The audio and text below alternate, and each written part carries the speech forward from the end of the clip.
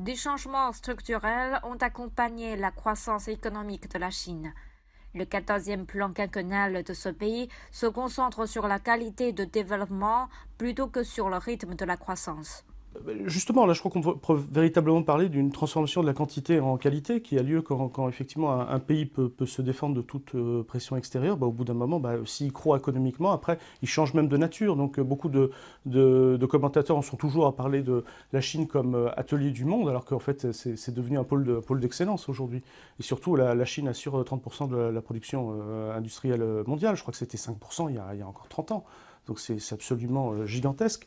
Et effectivement, ce qui est important, c'est que la Chine crée après des partenariats.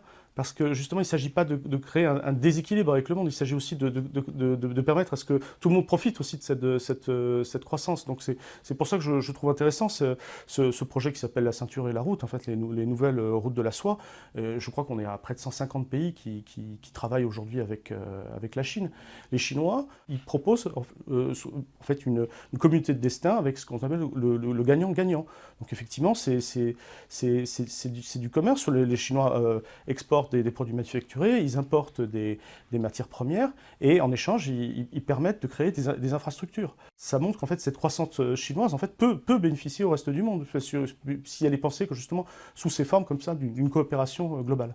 La promotion d'un développement de haute qualité est mise en avant comme l'une des missions majeures dans le rapport d'activité du gouvernement chinois.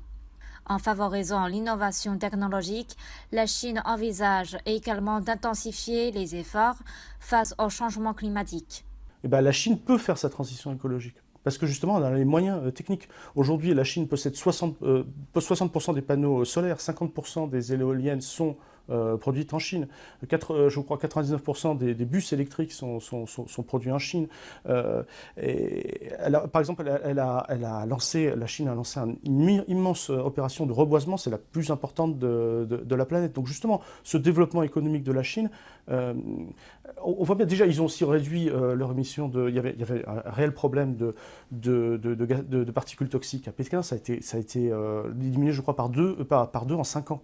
Donc c'est absolument gigantesque, mais justement c'est le progrès technique, c'est le développement de tous qui permet justement de penser, justement grâce aux accords de Paris dont Pékin est signataire, ce qui permet justement de penser cette transition écologique. Donc il fallait justement faire confiance aux Chinois et plutôt qu'en fait d'agiter en fait ces menaces en interdisant en plus à la Chine de se développer, ce qui est en fait une mesure raciste. Enfin, les Chinois ont tant le droit de se développer que l'autre. Mais en plus, ce qui est bien, c'est qu'il y a une sorte de pacte qui est la transition écologique et qu'ils sont en train de mettre en œuvre.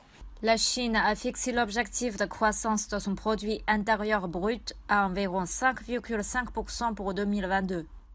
La reprise économique est remplacée par le maintien de la stabilité et de la progression du développement.